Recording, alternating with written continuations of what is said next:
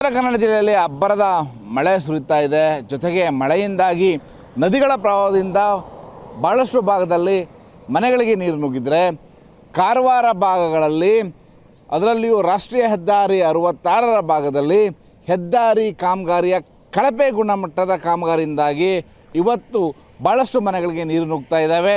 ನಾವಿವತ್ತು ಅರಗ ಭಾಗದಲ್ಲಿದ್ದೇವೆ. ನಿಮಗೆ ನಾನು ತೋರಿಸ್ತೇನೆ ಯಾವ ರೀತಿಯ ಪರಿಸ್ಥಿತಿ ಇದೆ ಅಂತೇಳಿ. ಒಂದೆಡೆ ರಾಷ್ಟ್ರೀಯ ಹೆದ್ದಾರಿ 66 ಇದೆ, ಅದರ ಪಕ್ಕದಲ್ಲಿಯೇ ಮನೆಗಳಿದ್ದಾವೆ. ಈಗ ಮನೆಗಳು ಕೂಡ ಜಲಾವೃತವಾಗ್ತಾ ಇರೋವಂಥದ್ದು. ಕಳೆದ 3-4 ವರ್ಷದಿಂದ ಈ ಗ್ರಾಮದಲ್ಲಿ ಪ್ರತಿ ಬಾರಿಯೂ ಮನೆಗಳಿಗೆ ನೀರು ನುಗ್ತದೆ. ಕಾರಣ ಇಷ್ಟೇ, ಹೆದ್ದಾರಿಯ ಕಾಮಗಾರಿಯನ್ನು ಅವೈಜ್ಞಾನಿಕ ರೀತಿಯಲ್ಲಿ ಮಾಡಿದ್ದಾರೆ. ಎಲ್ಲೂ ಕೂಡ ನೀರು ಹೊರಗೆ ಹೋಗುವಂತಹ ವ್ಯವಸ್ಥೆ ಇಲ್ಲ. ನೀವು ನೋಡ್ಬೋದು, ಇಲ್ಲಿ ಈಗಾಗಲೇ ಸುಮಾರು ಒಂದು 5-6 ಮನೆಗಳು ಈಗ ಜಲಾವೃತವಾಗಿದ್ದಾವೆ. ಇವೆಲ್ಲವಕ್ಕೂ ಕಾರಣ IRB ಕಂಪನಿಯ ಅವೈಜ್ಞಾನಿಕ ಕಾಮಗಾರಿ. ಇವತ್ತು ಹೆಚ್ಚಿನ ಮಳೆ ಆಯಿತು ಅಂತಂದರೆ ಈ ಭಾಗದಲ್ಲಿ ಸಂಪೂರ್ಣ ಮತ್ತೆ ಜಲಾವೃತವಾಗುತ್ತೆ. ಜೊತೆಗೆ ಹೆದ್ದಾರಿಯೂ ಕೂಡ ಬಂದಾಗುವಂಥ ಸಾಧ್ಯತೆ ಇದೆ. ಕಳೆದ ವರ್ಷ ಅರಗ ಭಾಗದಲ್ಲಿ ಮತ್ತು ಬಿಣಗ ಭಾಗದಲ್ಲಿಯೂ ಕೂಡ ಹೆದ್ದಾರಿಯೇ ಸಂಪೂರ್ಣ ಬಂದಾಗಿತ್ತು. ಇಡೀ ಹೆದ್ದಾರಿಯಲ್ಲಿ ಹೆಚ್ಚಿನ ಪ್ರಮಾಣದಲ್ಲಿ ನೀರು ನಿಂತಿತ್ತು. ಆದರೆ ಈ ವರ್ಷ ಅದೃಷ್ಟವಶಾತ್ ಕಾರವಾರದಲ್ಲಿ ಮಳೆ ಬಂದರೂ ಕೂಡ ಇನ್ನೂ ಕೂಡ ನೀರು ನಿಲ್ಲುವಂಥ ಪರಿಸ್ಥಿತಿ ಈಗಷ್ಟೇ ಪ್ರಾರಂಭವಾಗಿರುವಂಥದ್ದು. ಯಾಕಂತಂದರೆ ಕರಾವಳಿಯ ಭಾಗದಲ್ಲಿ ಅದರಲ್ಲಿಯೂ ಸಮುದ್ರ ಪ್ರದೇಶಗಳಲ್ಲಿ ಏನಾಗುತ್ತೆ ಅಂದರೆ ಹೆಚ್ಚಿನ ಮಳೆ ಬಂದರೂ ಕೂಡ ಮರಳಿನ ಭಾಗ ಇರೋದ್ರಿಂದ, ಮಣ್ಣು ಮರಳಿನ ರೂಪದಲ್ಲಿರೋದ್ರಿಂದ ಇಂಗಿ ಹೋಗುವಂಥದ್ದು. ಹೀಗಾಗಿ ಇಲ್ಲಿನ ಜನರು ದೊಡ್ಡ ಪ್ರವಾಹ ಬಂದರೂ ಕೂಡ ಬಚಾವಾಗ್ತಾ ಇದ್ದಾರೆ. ಯಾಕಂತಂದರೆ 1-2 ಗಂಟೆ ಅಥವಾ 3 ತಾಸುಗಳವರೆಗೆ ನೀರಿನ ಹೆಚ್ಚಿನ ಪ್ರಮಾಣದಲ್ಲಿ ಇರ್ತದೆ. ಆ ನಂತರದಲ್ಲಿ ಮಳೆಯ ನೀರು ತನ್ನಿಂತಾನಾಗಿ ಭೂಮಿಯಲ್ಲಿ ಹಿಂಗೋಗ್ತದೆ. ಯಾಕಂದರೆ ಭೂಮಿಯ ಭಾಗದಲ್ಲಿ ಮರಳು ಇರೋದರಿಂದಾಗಿ. ಆದರೆ ಇಲ್ಲಿಯ ಕಾಮಗಾರಿಯ ಕಳಪೆ ಗುಣಮಟ್ಟದ ಕೆಲಸಗಳು ಈ ಭಾಗದಲ್ಲಿ ಆಗಿರುವಂಥದ್ದು.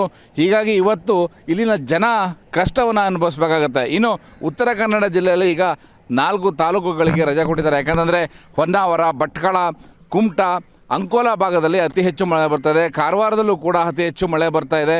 2 ದಿನಗಳ ಕಾಲ ಹೆಚ್ಚಿನ ಮಳೆಯಾಗುವಂತಹ ಸಾಧ್ಯತೆಯನ್ನು ಹವಾಮಾನ ಇಲಾಖೆ ಹೇಳಿದೆ.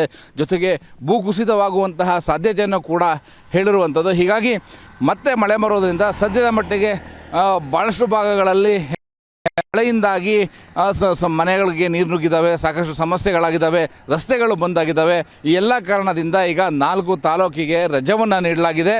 ಆದರೆ ಮತ್ತೆ ಮಳೆ ಏನಾದರೂ ಬಂತು ಅಂದರೆ ಸಾಕಷ್ಟು ಸಮಸ್ಯೆಯನ್ನು ಅನುಭವಿಸಬೇಕಾಗುತ್ತೆ. ಇಡೀ ಜಿಲ್ಲೆಯಲ್ಲಿ ಹೆಚ್ಚಿನ ಮಟ್ಟದಲ್ಲಿ ಮಳೆ ಬಂದಿರೋದು ಅಂದರೆ ಕಳೆದ 1 ತಿಂಗಳಲ್ಲಿ ಭಟ್ಕಳ ಭಾಗದಲ್ಲಿ ಅತಿ ಹೆಚ್ಚು ಮಳೆಯಾಗಿತ್ತು. ಆದರೆ ಈಗ ಕಾರವಾರದಲ್ಲಿ ಈ ದಿನದಲ್ಲಿ ಕಾರವಾರ ಭಾಗದಲ್ಲಿ ಅತಿ ಹೆಚ್ಚು ಮಳೆಯ ವರದಿಯಾಗಿದೆ.